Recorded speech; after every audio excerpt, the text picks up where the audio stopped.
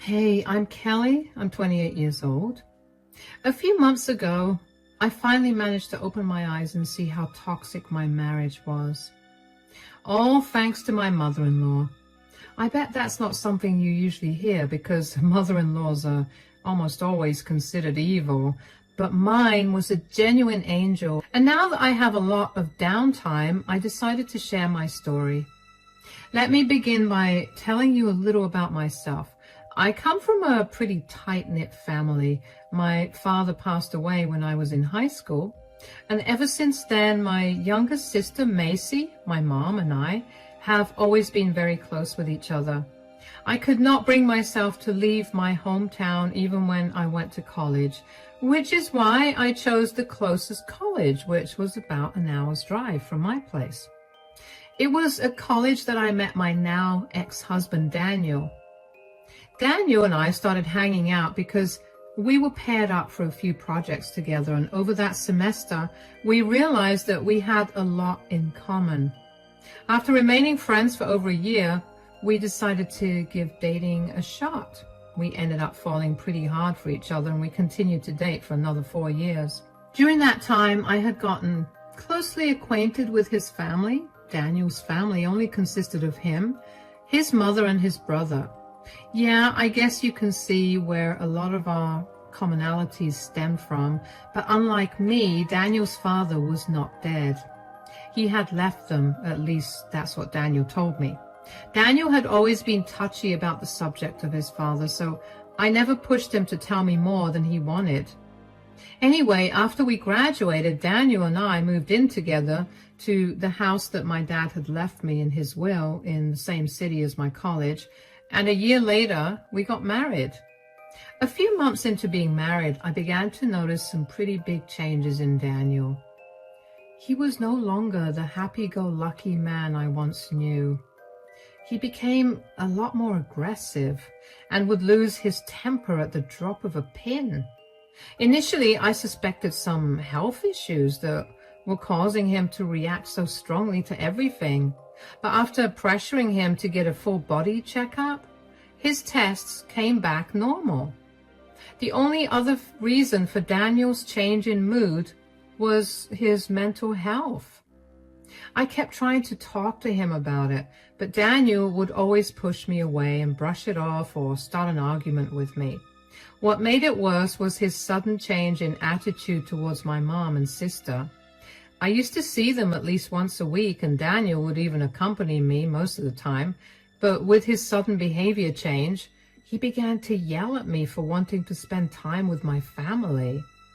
At first, I would fight with him over it, but as the months passed, I began to give up. I just let him have his way, and that's how it remained for the next 2 years. I had no one to vent to. The only two people I trusted most in the world were the people I was not allowed to meet. I went from seeing my mom and sister once a week to once every 4 to 5 months, if even that. My mom and sister were very concerned for me, but other than offering them reassurances over the phone, there was nothing much I could do. Daniel had always been very clear about me only spending time with his family, which, don't get me wrong, I loved his mother, Bonnie, and his brother, but it was not the same as being around my family. Anyway, Daniel's brother lives in the neighboring state, almost a 12-hour drive away from us, and he usually visits twice a month.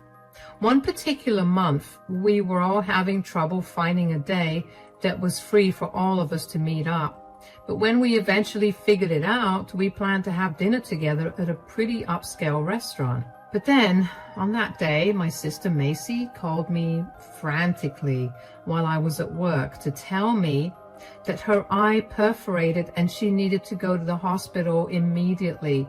But her boyfriend and my mom were out of town, so she had no one to drive her or help her out. Macy had an eye infection a few months ago that led to her getting a corneal abrasion. She was due to have surgery 2 weeks later, but her eye didn't hold on until then and perforated. I dropped everything and rushed to be by her side. I did not even think much of what Daniel would say, but I made sure to text him about what had happened. While at the hospital, Macy and I were told that the surgeon was not in, so we'd have to drive to the nearest hospital, which was 2 hours away. I offered to drive Macy because I didn't want her paying the ambulance fees. And just as we were done getting Macy's eye under control, Daniel called me. When I picked up the phone, he began yelling at me. "Where are you?" "I texted you about this. I'm with my sister at the hospital." "Why?"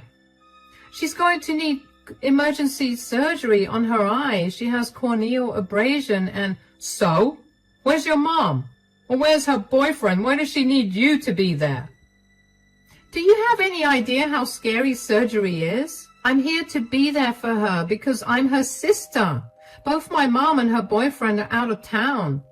"Leave her alone. You made a commitment to my family." "Are you really asking me to prioritize dinner with your family over my sister's health?" "What have I told you repeatedly? My family will always be more important than yours." "And every time you told me that, you never answered why your family is more important." "Because I'm the man of the house.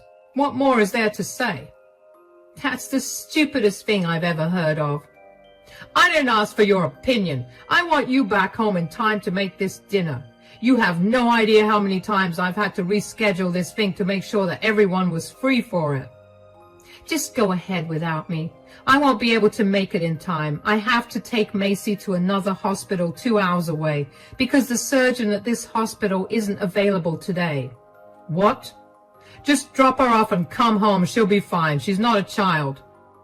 "She may not be a child, but she's my sister. I'm not leaving her side till her surgery's done. I'll text your mom and let her know about my change in plans too. If it bothers you so much, I'm sure she'll be a lot more understanding than you are right now." "Who cares what my mother thinks? That's not the point. The point is that you're disrespecting me by putting something else above spending time with my family." "Something else?" "We're talking about my sister's emergency eye surgery. She could go blind by the end of the day if it's not fixed. Even dinner with the president would stop me from being by her side right now. So neither will this dinner. I will be back when I'm done." "You're not allowed to come back home. I don't want a rude, disrespectful person living under my roof." "Whatever. I have bigger things to worry about than your childishness." I didn't know how I suddenly found my voice, but I think seeing my sister in danger brought my old self back and I was able to talk back to Daniel. Usually I would have just caved, but when I didn't that time, I felt a rush of energy like I was free. I didn't get much time to dwell on it at that time, but after Macy's surgery was done and I drove her back home, I thought about it. I didn't know what to make of it. I loved Daniel with all my heart, but I also didn't think it was normal to feel good after standing up for yourself against your partner. I made sure to text Daniel's mother, Bonnie, and his brother an apology for not attending dinner, and both of them assured me that it was no problem. They asked me to keep them updated on my sister's progress, and seeing them be so understanding only made me more confused about why Daniel was so uptight about me not attending dinner with them. Over the next 2 days, I didn't think too much about Daniel, mostly because I was too focused on taking care of Macy. I took the next few days off so I could properly look after her. My mom was set to return after those 2 days, so I was also excited to finally meet my mom. When I did have some downtime, though, I did feel hurt that Daniel never made an effort to call or reach out to me when I didn't go back home. Every time I thought about reaching out to him first, I remembered the rush of energy I felt when I stood up for myself, and I couldn't bring myself to text Daniel.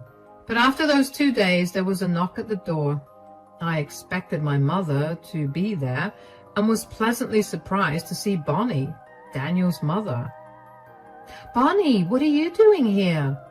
"Hi, sweetie. I thought I'd stop by and check in on you. How are you? How is your sister? Is everything okay?"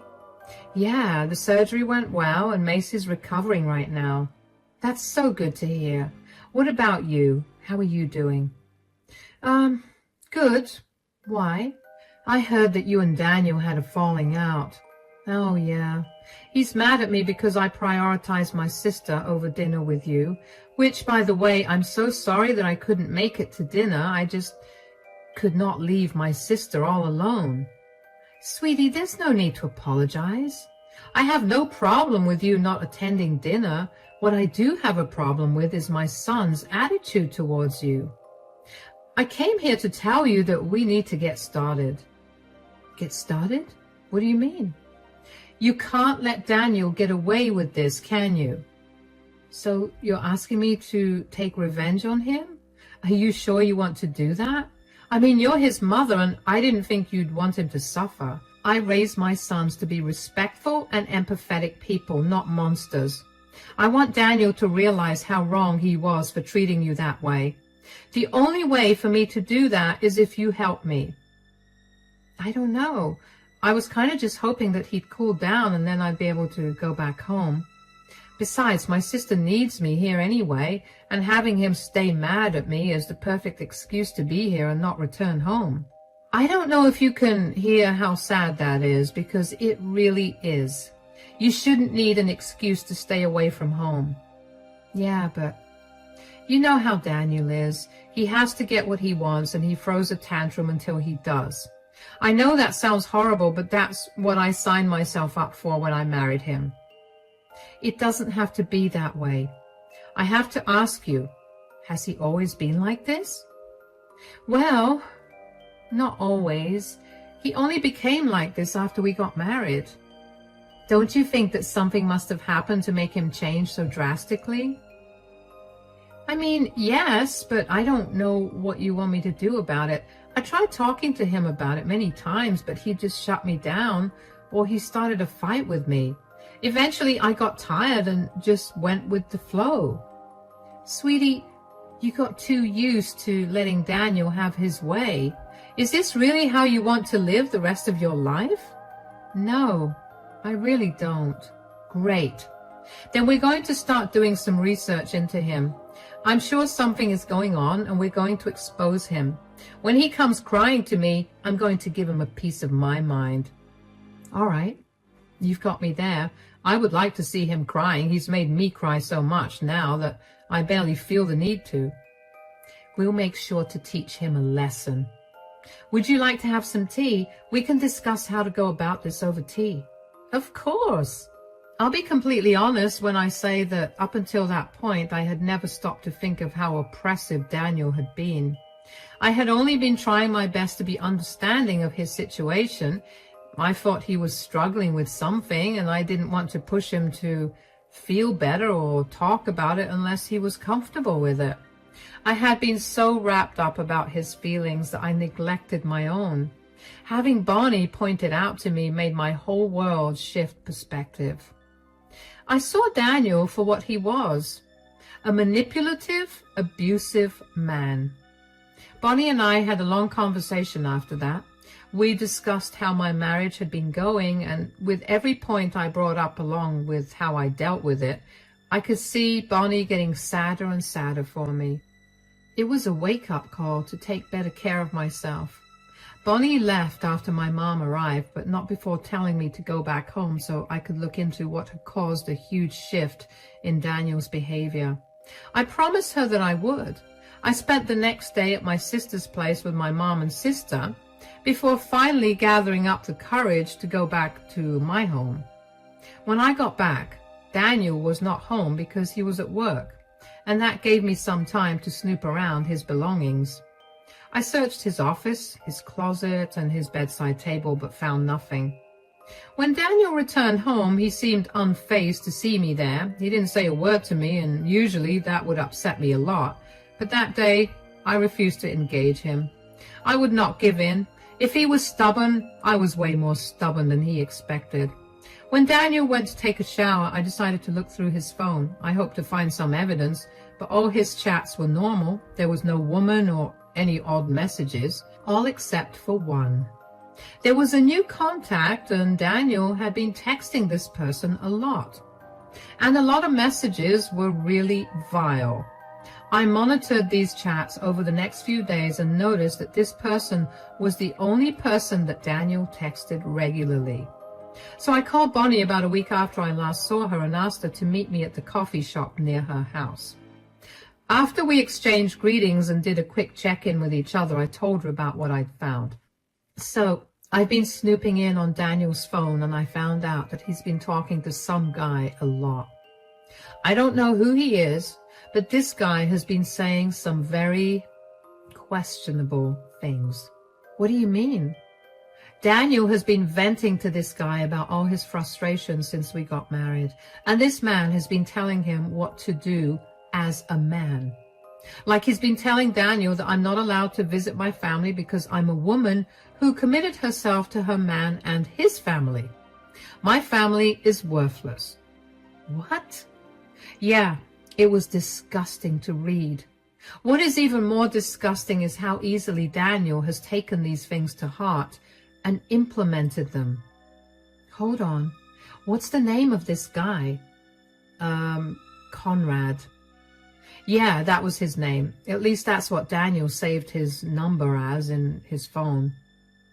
Oh, no. Do you know him? Is he a bad person? Well, aside from what he's been saying, I mean, he's worse than bad. I hope I'm wrong, but the person Daniel may be talking to is my ex-husband, his father. What? Wait, how did he find his father? He told me that his father abandoned him. That was a lie. My ex-husband was a disgusting man. He held the same views that Daniel holds right now and ruled my life with an iron fist. I wanted to leave him, but I couldn't because of the kids. But then one day, in his anger, my ex-husband hit me. I decided that was it, and I didn't want to be with him anymore. I left the house with my boys, and I did my best to keep them away from him. Oh my God, that's horrifying. Well, not as horrifying as knowing that Daniel got in touch with my ex. I don't think this is going to go well, Kelly. Maybe we're in over our heads. No, we're going to teach Daniel a lesson. Now, he's hurt you too, and he needs to learn what family really is. He needs to see that the very family he forced me to put above everything and everyone else has no problem turning their backs on him. He needs to learn that there are consequences for hurting others. But what do we do? It's simple. Daniel clearly seems like he idolizes his dad right now. Daniel meets his dad at the bar a few blocks down from my place every weekend. We can go and confront him there. He worked really hard to hide his interactions with his dad. I mean, he saved his contact with his dad's full name and never called him Dad in the chats. I'm sure he'd hate for you to see him with his father. And then I'll also hand him the divorce papers. I don't think he'll make the divorce easy for you. I hope you know that. Don't worry about that. The house and all the furniture in it is completely mine, and everything else he can take, which is technically only his stuff, so he can try to make the divorce hard, but it won't do anything. All right. Let's get you to a divorce lawyer as soon as possible. I was shocked to find out the truth behind Daniel's father, and even more shocked that Daniel would willingly associate himself with a man who hurt his mother. Bonnie was quite literally one of the kindest people I'd ever met, and I could never imagine hurting her like this. Bonnie tried to act strong, but I knew that on the inside she was heartbroken, and that only made me want to hurt Daniel more. Over the next week, Bonnie and I started the filing process for the divorce, and when I got the divorce papers in my hand, Bonnie and I made our way to the bar where Daniel frequented to meet his father. We immediately spotted them, and before I could stop myself, I approached them. "Enjoying yourself, Daniel?" "What are you doing? Mom, why are you here?" "Oh, wow. Would you look at that? My ex-wife returned. I told you you'd come back. You're pathetic and weak like that." "I'm not returning to you, Conrad. I'm here for my son. Why have you been filling his head with garbage? Didn't you do enough damage to our family? You had to fill Daniel's mind with that garbage?" "Garbage? What I speak is the cold, hard truth. But of course a woman like you will never understand that because you don't have the intellect to. Do you seriously think that you're intellectually better than me? You don't even have a college degree and you can't stay employed for more than 3 months. People just cannot seem to stand the power of my masculinity. The whole world is going to the dogs. There are no real men left, and I was just teaching my son how to be a real man. None of what you say is good advice. I raised him to be kind and sympathetic, and in the span of a year, you changed him entirely. I want you out of his life. You're the most disgusting person I've ever met, and believe me, that is not something for you to be proud of. Mom, that's enough. Excuse me? You don't understand a word of what Dad's actually saying. You're just judging him without listening to him. Oh, trust me.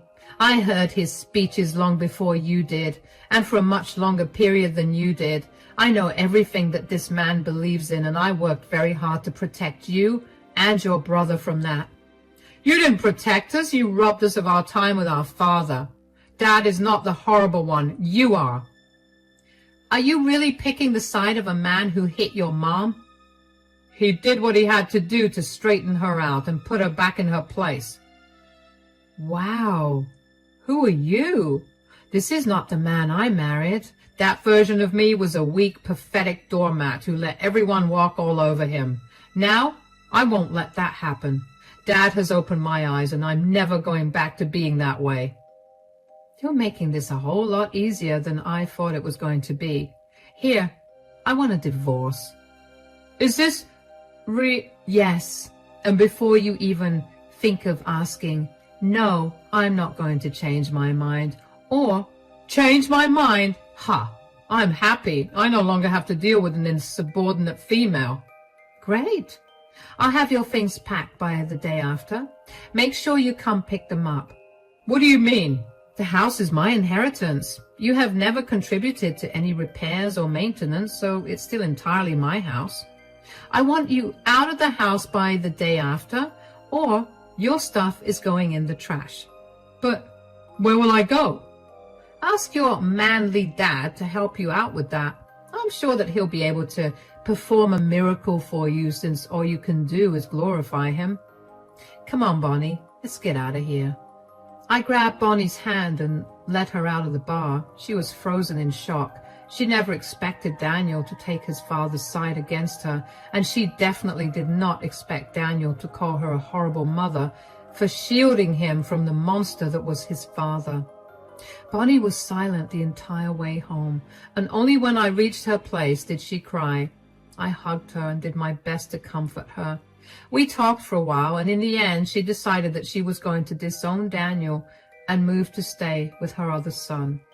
I was glad that she would be getting out of that place that reminded her of her past and of Daniel. The months following that were nothing short of a nightmare. Daniel made the divorce process unnecessarily hard. He wanted to contest everything, even the things that I was willing to give up. He also tried to get me to pay him $10,000 for all the money he spent on groceries and other miscellaneous expenses while he was living in my house, without which he said he wouldn't move. Thankfully, since that money was his personal expense, I had no reason to pay it, and he had to move out.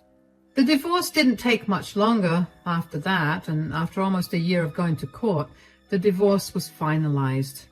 I was finally free. I even had a celebration party for it, and I invited Bonnie and Daniel's brother to attend it as well. For a few weeks, everything was quiet. I was getting used to being alone at home. I made sure to change the locks, added an extra lock, the one with the chain that allows me to open the door just a little bit, and install security cameras at the front and back doors. It was a good thing I did all of this, because one day, Daniel showed up at my front door. He looked disheveled and like he hadn't eaten or taken a shower in weeks. I had no idea where he was living, nor did I care. I kept the chain lock on and only opened the door a smidge to talk to him. Yes, what do you want? I made a mistake. Is that so? I'm so glad you recognize that. Now, if you'll excuse me. No, wait. Aren't you at least a little curious as to why I'm saying I made a mistake? Not really. The day I asked you for a divorce, I stopped caring about you. You showed me your true colors, and I was done letting you get away with everything just because I loved you.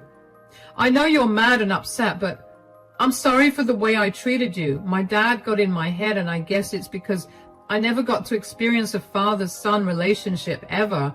I should never have tried to find the man. I lost my wife and my family at the same time with that mistake. Is there any chance that you could forgive me?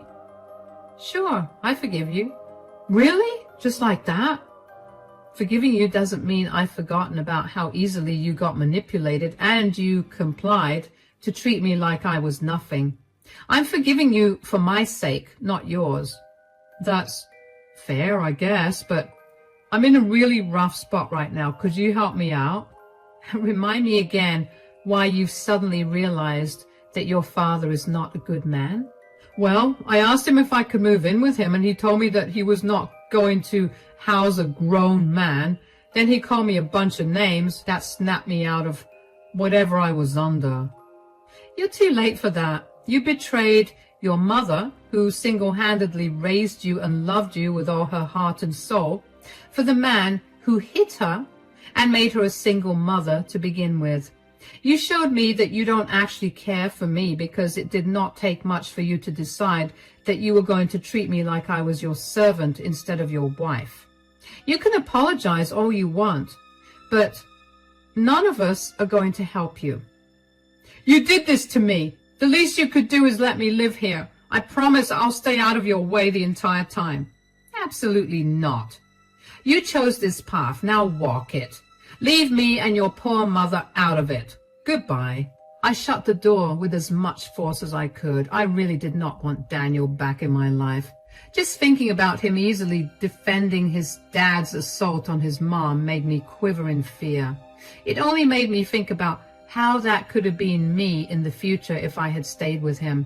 I couldn't be more grateful to Bonnie for getting me out of my relationship before I had no way to escape. What happened next with Daniel is both shocking and expected at the same time. Daniel continued to go to the same bar he had been going to for the past year to meet his dad and ended up running into his dad there again. They began talking and somehow they broke into a fight, apparently. Daniel got angry with his dad for ruining his life and for not letting him live with him. In his drunken state, Daniel punched his dad so hard that he ended up falling and hitting his head against a sharp corner. Daniel's dad was rushed to the hospital but suffered no major injuries. He did decide to press charges against Daniel, though. Daniel was initially charged with intended assault, but with statements from Bonnie and his brother, they were able to reduce the charges to assault without intent. Daniel's intoxication was of no use as a defense because of Daniel's very sober thoughts of violence that he very proudly showed off to everyone. As a result, he was sentenced to 3 years in prison with parole. I was more shocked that I didn't feel anything when I heard this news from Bonnie than when I heard the actual news. It is sad to think about how I went from loving this man with everything in me to feeling absolutely nothing.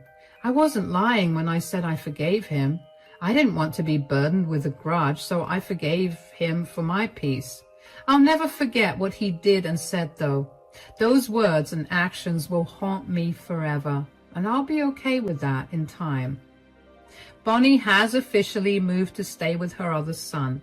She's a lot happier there, and we still keep in contact. It's been a few months since Daniel and I got a divorce, and I've had the time of my life doing whatever I want to. And of course, spending time with my family. And yes, Macy is doing a lot better, especially now that she has me by her side whenever she wants. Thank you for listening.